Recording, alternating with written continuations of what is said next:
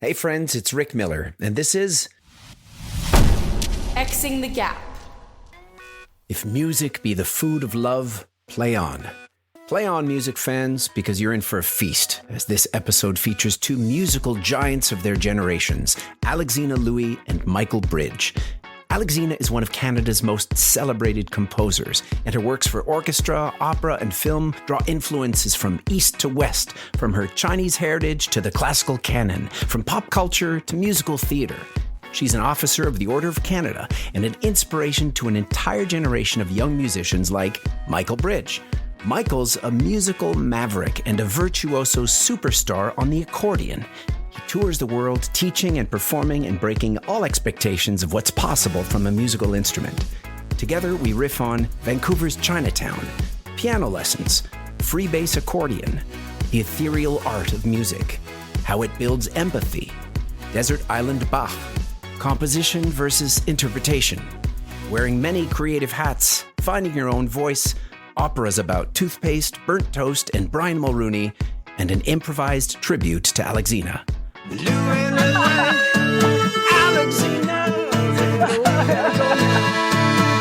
Yeah.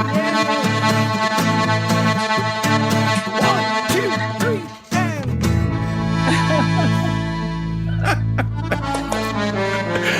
Oh my gosh. Xing the Gap. Alexina Louie, Michael Bridge, welcome. Delighted to be here. Thank you so much for having us. It is good to have you. And Alexina, you and I go back about a decade when I was hired to play, oh my God, Mulrooney the Opera, this wonderfully weird hybrid of film and opera and politics and parody, which you composed, right, of course. And Michael, right, you were a student in my Architecture of Creativity class at U of T, which was about interdisciplinary collaboration. And one of my guest speakers was Alexina. And I think you had a fanboy moment because she was quite an influence on you and so many other people. So we'll get to those topics. But first, can you please give me the short story version of how you got to where you are today with a little bit of your family heritage thrown in there? And we'll start with you, Alexina. Well, I was born in Vancouver's Chinatown and actually spent the first 5 years of my life running around Pender Street with my father, who owned a Chinese grocery store. So for me, food is of primary importance. Chinatown was something very special at that point. And in the end, those years really had something to do with my musical language. But who knew that then? And I started piano lessons at 7 years of age. My father decided it was something that nice girls did to learn how to play that. I didn't ask for piano lessons, but that's what happened. I eventually found my way to a good teacher, went to UBC for my undergraduate training, and ended up at UC San Diego for graduate work. And the world is better off that you did piano lessons, isn't it? I'm glad. So we'll get to the more recent Alexina Louie in a little bit. Michael, I'll pass the baton over to you. Well, I was born in Saskatchewan, but grew up in Calgary. So Calgary sort of feels like my hometown. And my parents are both non-musicians, but certainly have an appreciation for the musical side of things. And my dad first figured out when I was about 4 that I was, singing things off the radio that I seemed to be quite interested. And so they put me in piano lessons. Piano lessons again. Wow. To see what would happen. Let's save the world with piano lessons. Yes, that's true. It's true. He figured out quite early on that I could play quite well by ear. And that I could just copy melodies that I was hearing wherever, back then at church, at things like that. That's what my parents always tell me. And then I came to accordion just after that, when my mom and family friend went to a garage sale and saw a little tiny squeeze box accordion on sale for $5.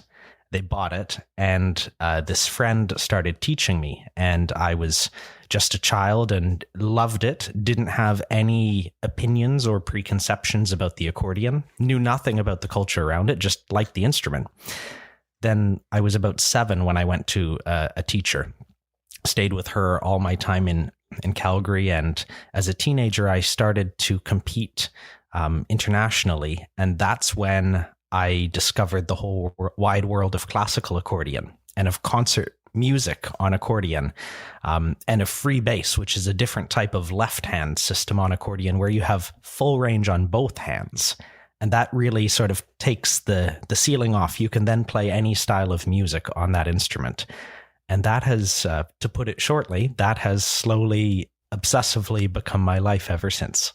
I think it's remarkable what you do with that instrument. And I'll just throw this at you because your last name is Bridge, and this podcast is ostensibly about building bridges versus walls in our society. I wonder, I'll start with you, Alexina, what do you see as the biggest gap that we need to bridge in our society today? And how do you factor in that bridge building?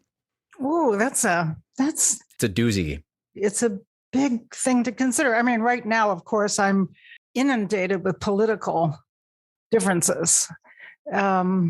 Somehow people not accepting others for what they are. And how does that translate into what I do with my life? Well, of course, music making is universal. And we could have an argument about this, Rick. I'll try not to. Music is the most ethereal of the arts because it only exists as a vibration of air. Sound is a vibration of air. You vibrate with that vibration, be it high or low, loud or soft.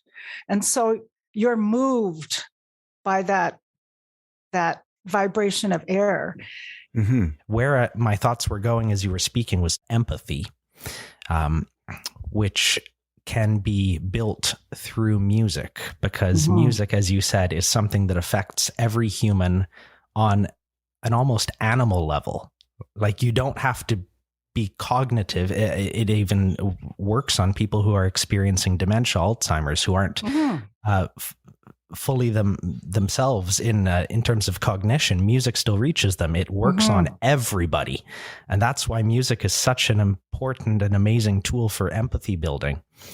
And in my quartet, La Dame Ensemble, we did an album actually on this concept called The Walls Are Made of Song, which is a quote from a poem by the Persian poet Rumi.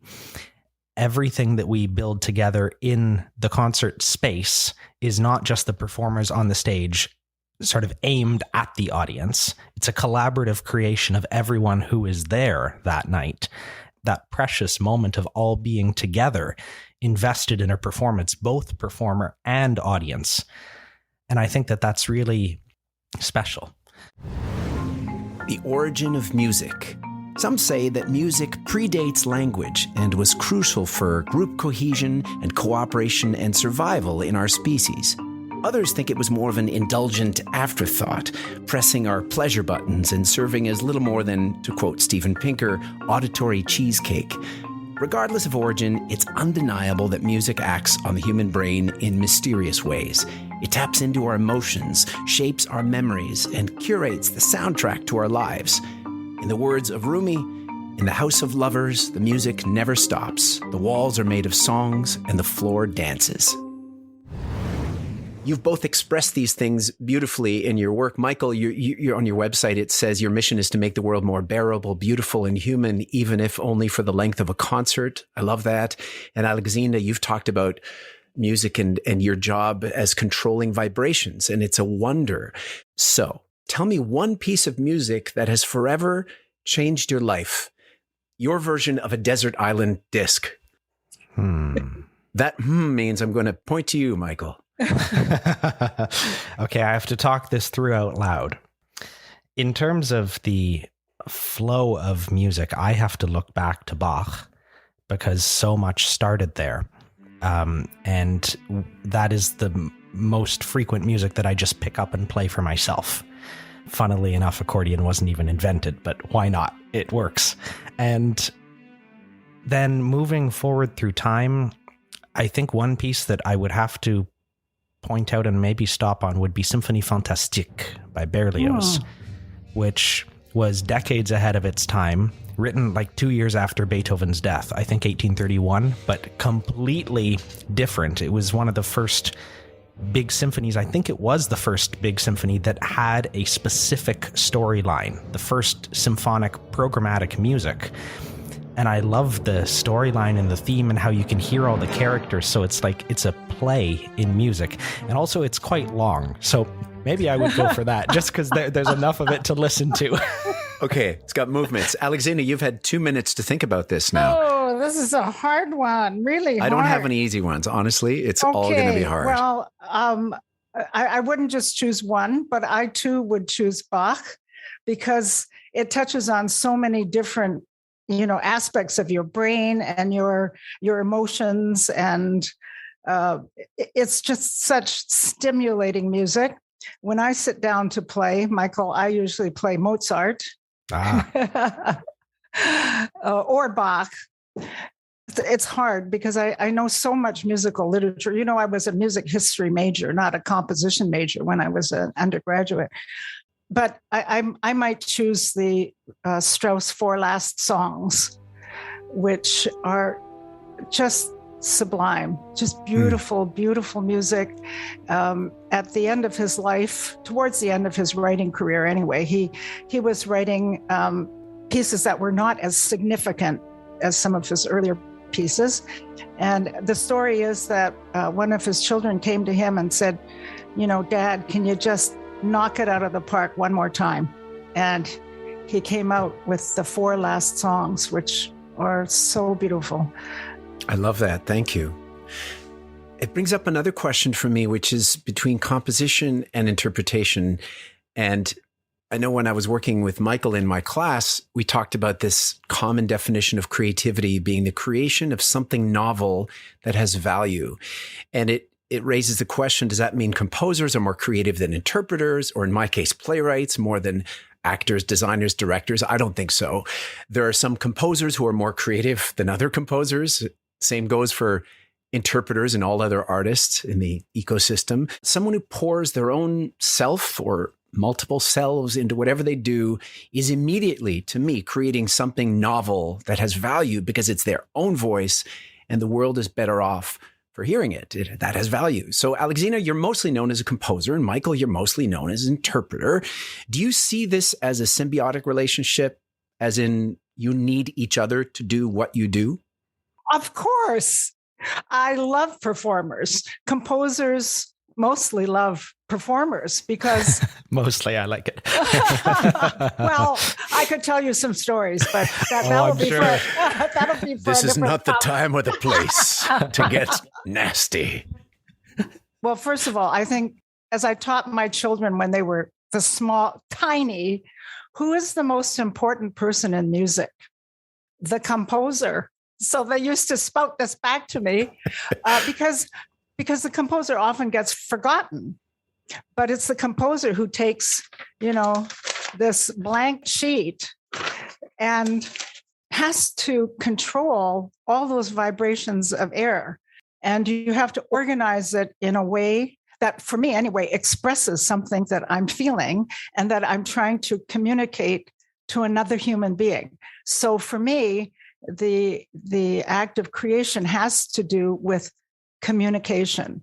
And in between that step is the marvelous performer who has to take my chicken scratches and interpret them.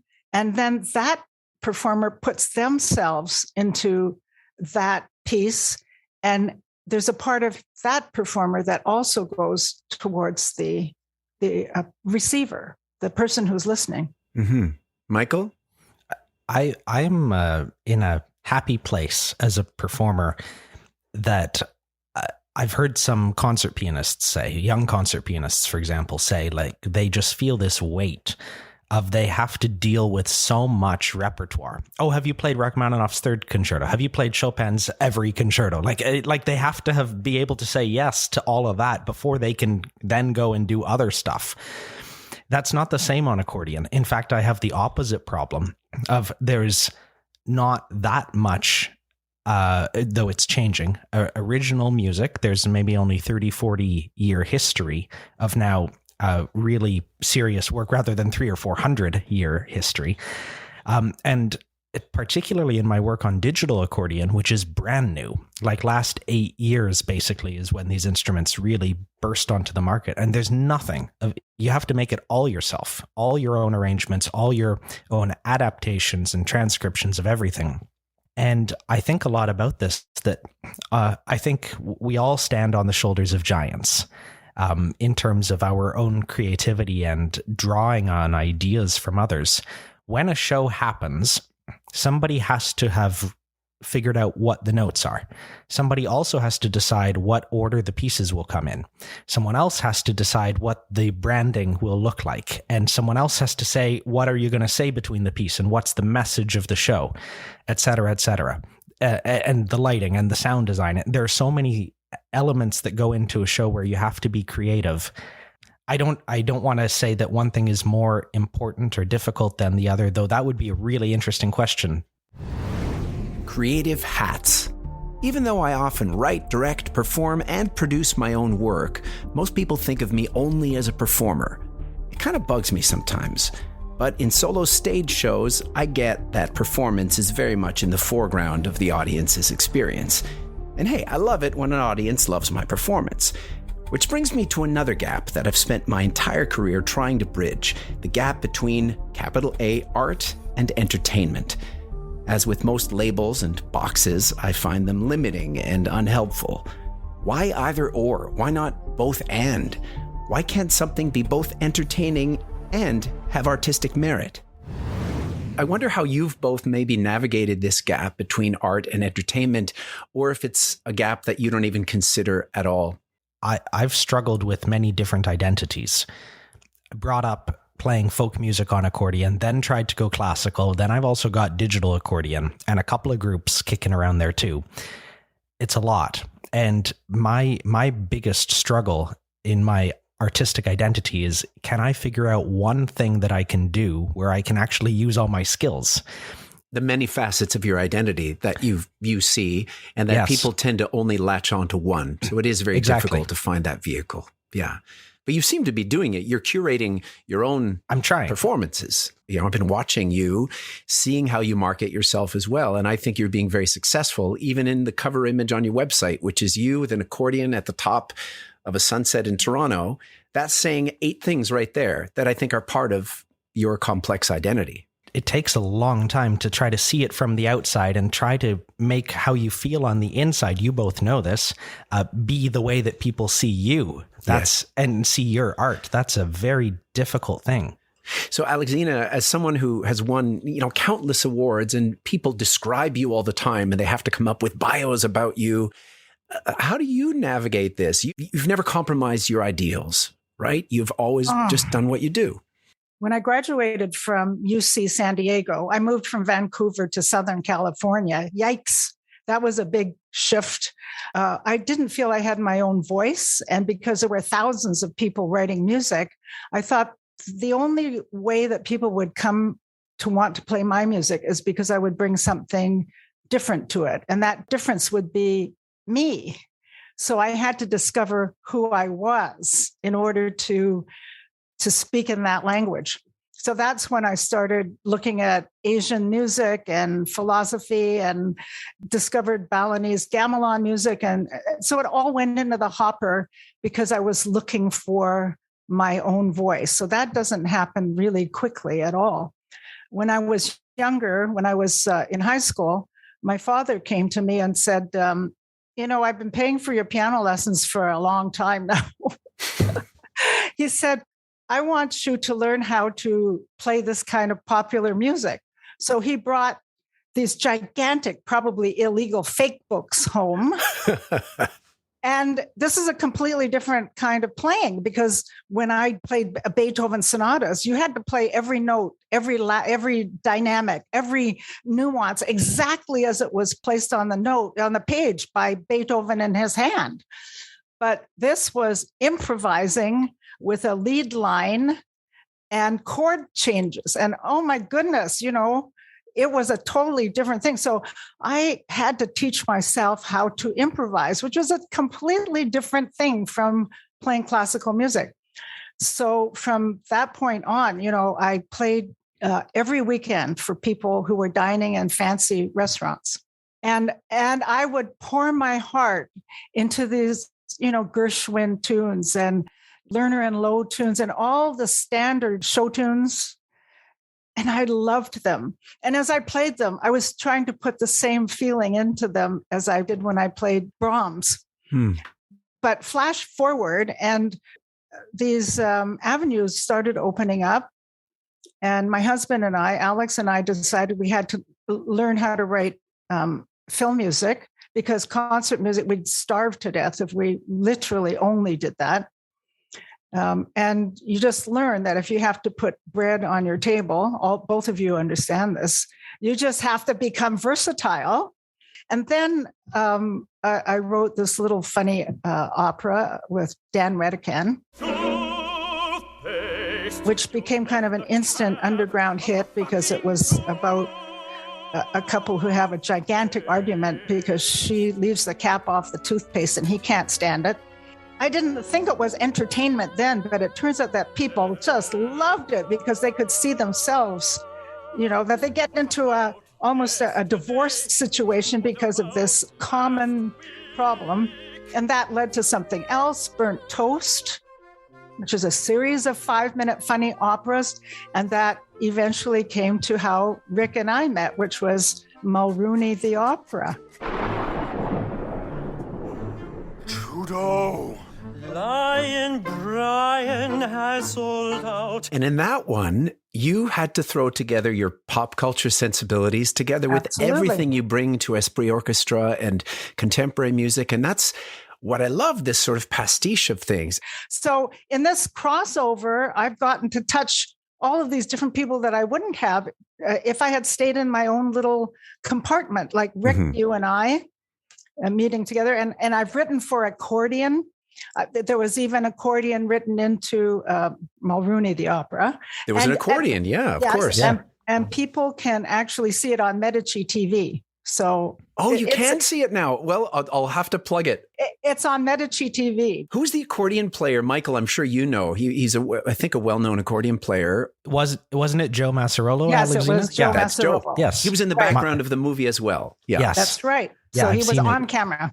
And he's been my accordion professor at U of T over the last 10 years. So amazing.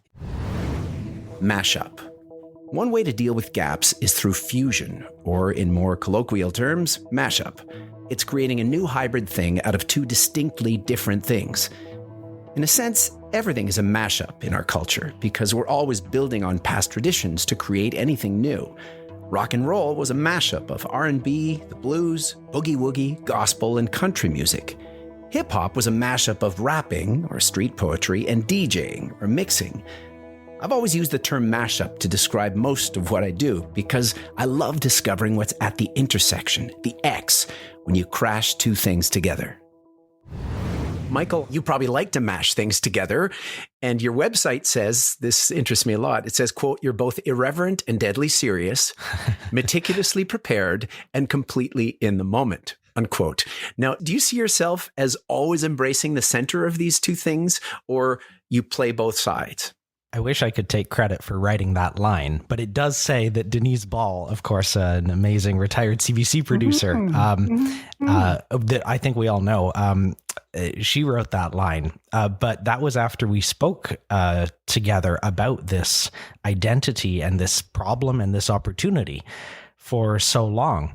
And she tried to capture how I think I feel. And that statement does capture it. Somebody said to me years ago, like, if you want to be a great jazz improviser or improviser of any type, how do you get great at improvising? You practice improvising a lot. You don't just walk out on stage and like, there's this conception that some people think improvised means not prepared. That is not correct. You have to practice improvising and be really well versed in the toolkit that you draw from in order to be able to improvise brilliantly in the moment.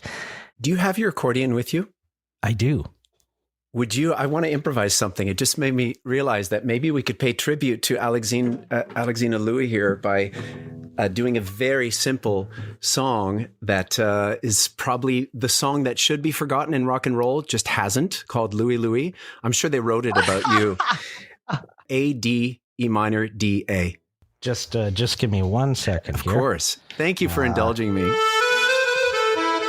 Can you hear that? I can hear there? that. I'm going to put a lot of reverb so this works. Okay, good. So here, I'm going to start the riff.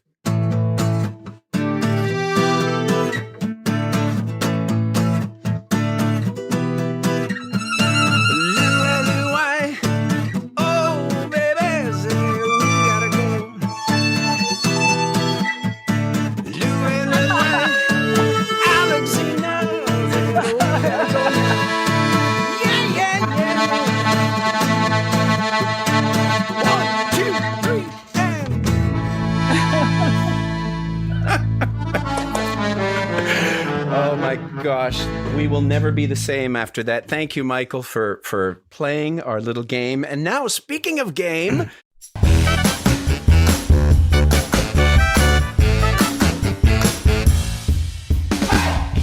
the way this works is I'm going to start and address a question to a particular person. And then if that person gets it wrong, I will open up the floor to the other person. And in the montage of this, there'll be dings and sound effects and all that. So, Alexina, we're going to start with you. Ready? Which band composed that song that was a tribute to you, Louie Louie? I know the song. I can't remember the name of the band. Michael? I'm sorry. Nope. The Kingsmen. Oh, Google it. Of course. Alexina, which pop culture icon often uses polka and an accordion to parody pop music songs? I know this. Weird Al. Weird Al Yankovic. I know this because one of my very good friends has been his guitar player for years and years. And every time they come into town, we are sitting at front row center. What an amazing entertainer. They're making a film of his life. And okay, here's a bonus question. Who is going to star in that film? Alexina? Oh, I read it, but I cannot remember who it is. Michael? Harry Potter. It's Daniel Radcliffe. Wow. Yes, really? Daniel Radcliffe. That is so... He's going to play Weird Al. Daniel Radcliffe is a super interesting, super talented dude. But wait, why isn't Weird Al playing Weird Al? Weird Al is pretty old now, and he has to play young Weird Al. So, it's that kind of film. Yeah, it's a biopic. He is brilliant. Yeah. Our daughters, all of their first rock concert was Weird Al. Well, I went to see Michael Jackson first, but I would have loved to see Weird Al. And there's that. Okay, here's a trivia question out of that. What connection do Weird Al and Michael Jackson have? What famous song did he parody of Michael Jackson's? Eat It. Yes, good one. Another question. Name the composer of the original Star Wars movies. It wasn't John Williams? Yeah, John Williams. Okay. Alexina, over to you. John Williams also composed this famous theme for a 1975 movie using ominous back and forth semitones. Ooh. Michael knows this. I'm going to guess Jaws. Yeah. Of course I should know that. I believe it's E and F, or even maybe F and F sharp, but I'm not sure. Another shark-based question. What shark-based song has now become the most watched video on YouTube, Alexina, with 10 billion views? Baby Shark. Ding. Michael, name some of the people mentioned in Baby Shark. I don't think I do, but I'm just going to take a stab in the dark with Mommy and Daddy and Auntie and Uncle. You had three of the five. There was Grandma and Grandpa. No Auntie and Uncle. Sorry. I should have gone for that. Very, very good. Close. Very close. Very Alexina, what instrument plays the melody in the Star Trek theme? A theremin. Ding. Finish this band name. The Black Eyed. I don't know. Michael? I think you do know, Alexina. The Black Eyed Peas. I was going to take a guess at that, but... Alexina, name any reality TV show. I don't watch reality TV. I know you don't. Survivor. Survivor, that works. Name the Netflix show from South Korea that features a dystopian game show where people are being killed off. Squid. Squid game, squid something, squid. Squid Game. Yeah. I'll Squid give you Game. that. Yeah, Good. yeah. Who are the two people mashed up into Brangelina? Brad Pitt and Angelina Jolie. Yes, good. Ding, ding, ding. Very well done. We're going to shift over the spotlight to Michael Bridge. Which famous Canadian musician had alter egos Sir Nigel Twit Thorwaite, Dr. Keilnitz Klopfweiser, and Theodore Slutz? Or Slutz? He appeared on TV. He was on CBC a lot, but he's a famous pianist. Alexina? Glenn Gould. Glenn Gould. Yeah. Oh my God. Oh my God. Okay. Michael. Yeah, of course. Who are the original three tenors? Probably Pavarotti. Yep. Let's see. Might have to open up the door. The clock's ticking. Alexina? No. Placido Domingo Yeah. Right. and Jose Carreras. Ding.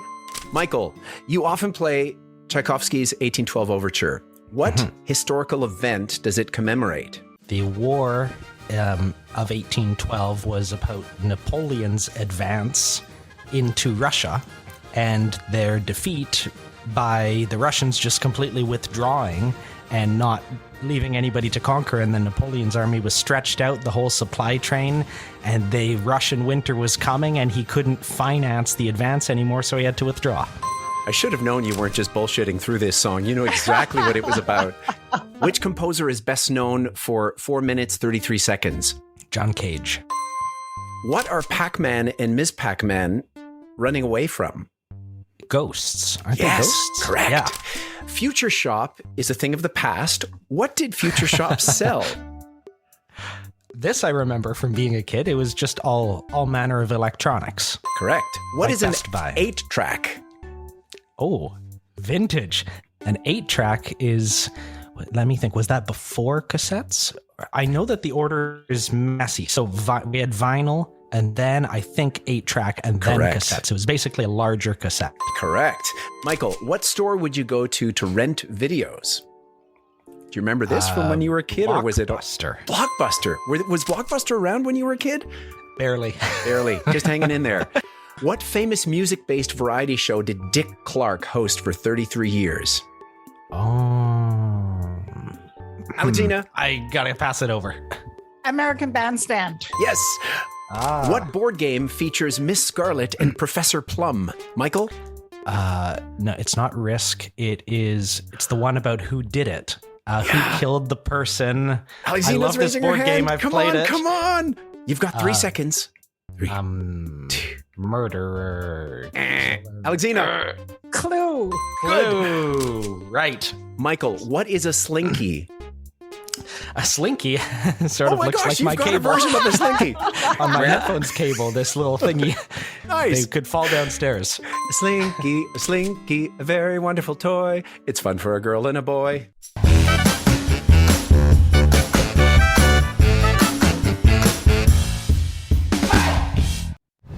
Michael, Alexina, I want to thank you both for being part of this. A real pleasure. This was loads of fun. And Lots so of good fun. to see you both. I hope you had fun, my friends. Let's send our virtual applause to my guests, Alexina Louie and Michael Bridge, who, like many artists these days, are starting to get very busy again. You can find out more about what each of them are up to at alexinalouie.ca and michaelbridge.ca. And there's a link to Mulrooney the Opera in the description of this podcast. My name's Rick Miller, and I wrote, recorded, and edited this episode with multimedia by my team at Kidoons. For more info about the Boom Trilogy and our many other projects, visit kidoons.com or boomtheshow.com. Thanks also to my partners on this podcast, Leap, an online community where life experience meets innovation, created by CABI, the Center for Aging and Brain Health Innovation. For more info or to become a Leap member, visit cabi.com/leap. If you're on a podcast player, please follow us, write a review, and tell someone about this or other episodes you liked. You can also send any questions, comments, feedback to me at Rick Miller Actor on Twitter or Instagram, or rick@rickmiller.ca by email. And hey, in a polarized world, you have a choice. Build a wall or build a bridge. Build bridges, not walls. Xing the gap.